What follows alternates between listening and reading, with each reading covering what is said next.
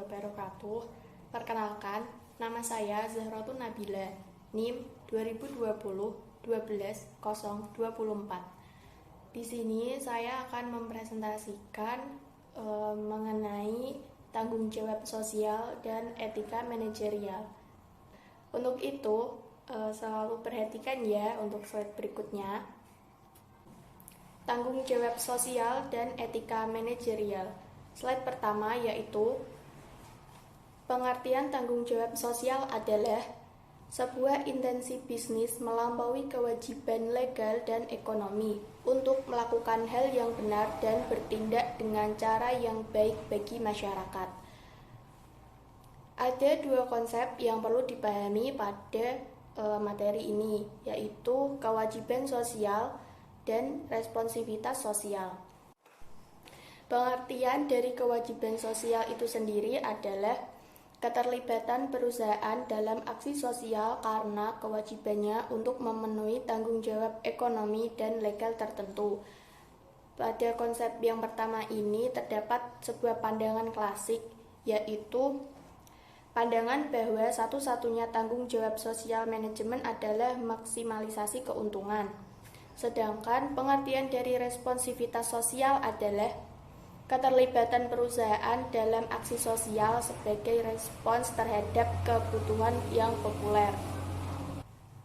Definisi tanggung jawab sosial sebelumnya mengasumsikan bahwa sebuah bisnis mematuhi hukum dan memperhatikan pemegang sahamnya, menambahkan kebutuhan etis untuk melakukan hal-hal yang membuat masyarakat lebih baik dan tidak melakukan hal yang membuat masyarakat menjadi lebih buruk.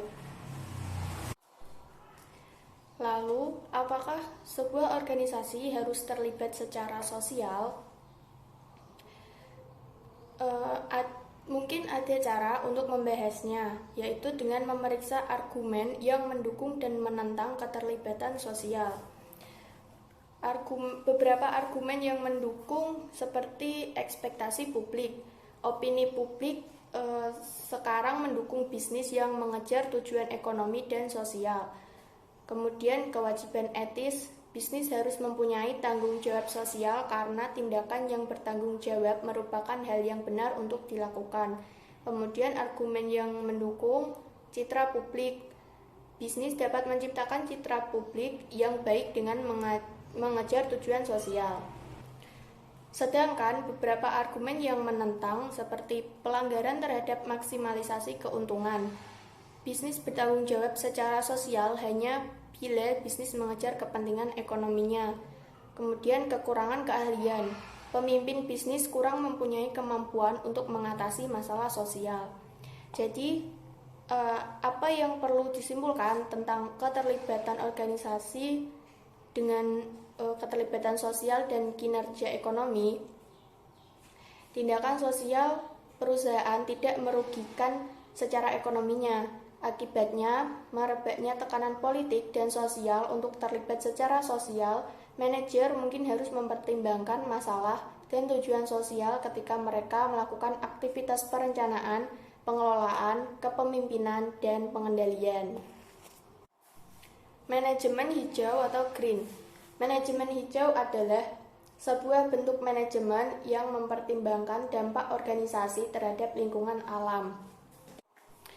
Kemudian, bagaimana suatu organisasi dapat menjadi suatu organisasi hijau? Suatu organisasi mungkin saja bisa menjadi suatu organisasi hijau, tetapi tidak luput dari sebuah tindakan mengevaluasi manajemen hijau. Dengan cara apa? Misalkan, cara yang digunakan perusahaan untuk menunjukkan komitmen mereka untuk menjadi hijau, yaitu dengan mengejar standar yang dikembangkan oleh Organisasi Standarisasi Internasional atau ISO, yang berarti bahwa mereka harus meminimalkan efek dari aktivitas mereka pada lingkungan dan secara tanpa henti meninggalkan kinerja lingkungan mereka. Slide berikutnya yaitu manajer dan perilaku etis. Pengertian etis atau etika adalah prinsip, nilai, dan kepercayaan yang mendefinisikan keputusan dan tindakan yang benar dan yang salah. Banyak keputusan yang dibuat seorang manajer menuntut mereka untuk mempertimbangkan baik proses maupun siapa yang akan terkena dampak oleh keputusan itu. Untuk lebih memahami masalah etika, maka kita perlu melihat faktor-faktor yang menentukan apakah seseorang bertindak mengikuti etika atau tidak. Faktor-faktor yang menentukan tindakan beretika dan tidak beretika. Faktor yang pertama adalah tingkatan perkembangan moral. Riset membenarkan ada 3 dalam perkembangan moral. Yang pertama level prakonvensional, yaitu pilihan benar atau salah didasarkan pada konsekuensi personal dari sumber luar, seperti hukuman fisik, hadiah, atau pertukaran kebutuhan. Yang kedua adalah level konvensional, yaitu didasarkan pada penjagaan standar yang diharapkan dan memenuhi ekspektasi dari orang lain. Yang ketiga yaitu level prinsipal, yaitu mendefinisikan nilai moral terpisah dari otoritas kelompok tempat mereka bergabung atau masyarakat umum. Faktor yang kedua yaitu karakteristik individual. Ada 2 karakteristik individual, yaitu nilai dan kepribadian. Nilai sendiri adalah keyakinan dasar tentang apa yang benar dan apa yang salah. Sedangkan kepribadian sendiri memiliki 2 variabel, yaitu kekuatan ego dan kemampuan mengendalikan. Kemampuan ego adalah mengukur kekuatan keyakinan seseorang. Orang yang memiliki kekuatan ego tinggi sering menolak, merangsang untuk bertindak secara tidak etis dan tidak mengikuti keyakinan mereka. Kemudian pengertian dari kemampuan mengendalikan adalah tingkat sampai di mana seseorang yakin untuk mengendalikan nasibnya sendiri. Mereka lebih suka bertanggung jawab terhadap konsekuensi dan bertanggung pada standar internal mereka sendiri tentang baik atau buruk yang memandu perilaku mereka. Faktor yang ketiga, variabel struktural. Desain struktural dapat memengaruhi perilaku etis karyawan. Struktur tersebut dapat meminimalkan ambiguitas dan ketidakpastian dengan aturan dan regulasi formal dan tidak mengingatkan karyawan tentang etika yang lebih mendorong perilaku etis. Variabel struktural lainnya meliputi tujuan, sistem penilaian kinerja, dan prosedur alokasi penghargaan. Faktor yang keempat adalah budaya organisasi. Budaya organisasi terdiri dari nilai-nilai organisasional yang dibagi bersama. Nilai-nilai ini mencerminkan tujuan organisasi dan apa yang diyakininya. Dan nilai-nilai ini menciptakan lingkungan yang mempengaruhi perilaku karyawan secara etis maupun tidak etis. Karena nilai-nilai ini dibagi bersama, bisa sangat berpengaruh. Banyak organisasi yang menggunakan manajemen berbasis nilai, di mana nilai-nilai organisasi memandu karyawan dalam melaksanakan pekerjaan mereka. Itu sebabnya manajer organisasi memainkan peran penting dalam etika.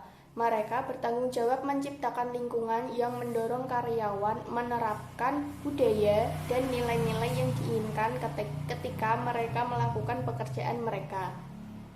Faktor yang terakhir yaitu intensitas masalah. Ada 6 karakteristik yang menentukan intensitas masalah atau seberapa penting suatu masalah etika bagi seseorang, yaitu besarnya kerusakan yang ditimbulkan, konsensus kesalahan, probabilitas kerusakan, ketepatan konsekuensi, kedekatan terhadap korban, dan konsentrasi pengaruh. Faktor-faktor ini menunjukkan bahwa semakin besar jumlah orang yang terluka, semakin besar kemungkinan bahwa tindakan itu salah. Slide berikutnya yaitu mendorong perilaku etis. Seorang manajer dapat mendorong perilaku etis dan menciptakan program etika yang komprehensif. Pada buku Stephen Robbins ini terdapat 7 kiat-kiat spesifik seorang manajer dapat mendorong perilaku etis. Yang pertama yaitu pemilihan karyawan. Proses seleksi seperti wawancara, tes, pengecekan latar belakang, dan yang lainnya harus dipandang sebagai kesempatan untuk mempelajari tingkat pengembangan moral, nilai personal, kekuatan ego, dan kemampuan mengontrol seorang individu. Yang kedua, kode etik dan peraturan keputusan.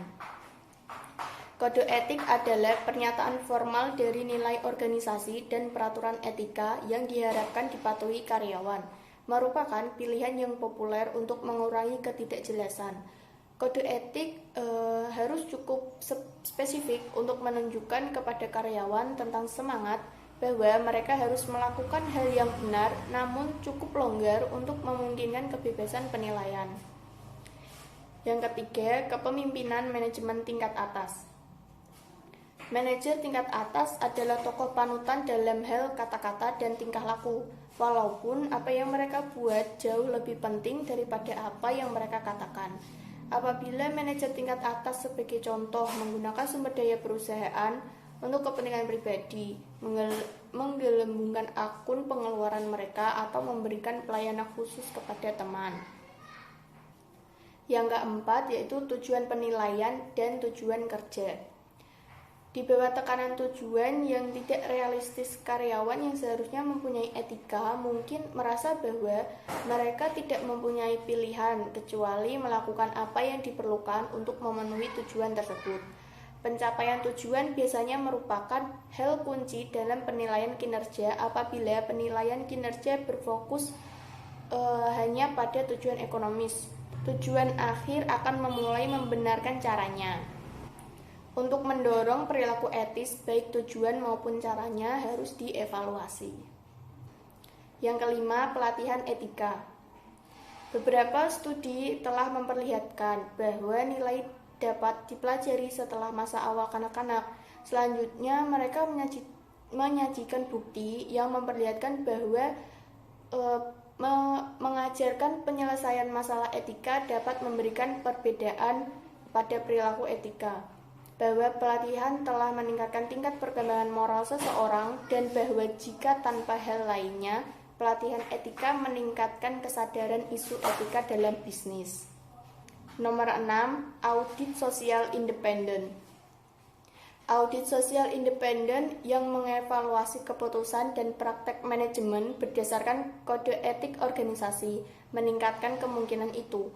Audit semacam itu bisa menjadi evaluasi berkala atau dapat diadakan secara acak tanpa pemberitahuan sebelumnya. Program etika yang efektif mungkin memerlukan keduanya. Dan yang terakhir untuk mendorong perilaku etis yaitu mekanisme protektif. Karyawan yang menghadapi dilema etika memerlukan mekanisme protektif agar mereka dapat melakukan apa yang benar tanpa takut mendapat peringatan. Untuk slide berikutnya yaitu masalah etika di dunia masa kini.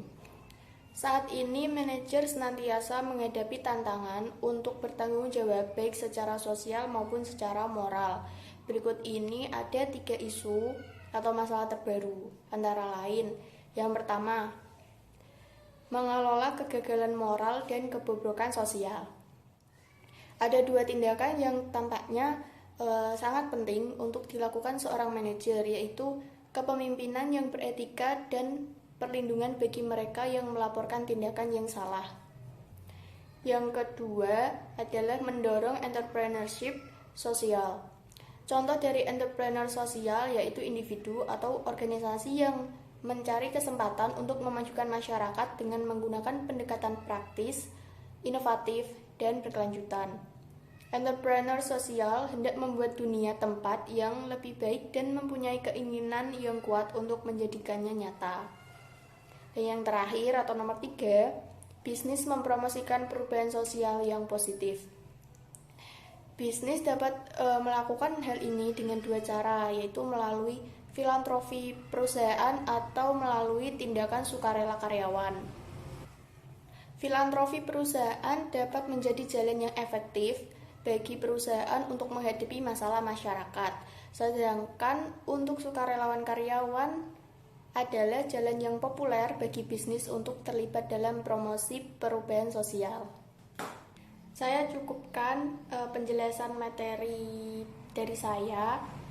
Apabila ada salah-salah kata dari saya dan kekeliruan dalam saya menyampaikan materi, saya mohon maaf yang sebesar-besarnya. Semoga video penjelasan kali ini dapat bermanfaat bagi kalian yang sudah menonton video ini. Terima kasih. Wassalamualaikum warahmatullahi wabarakatuh.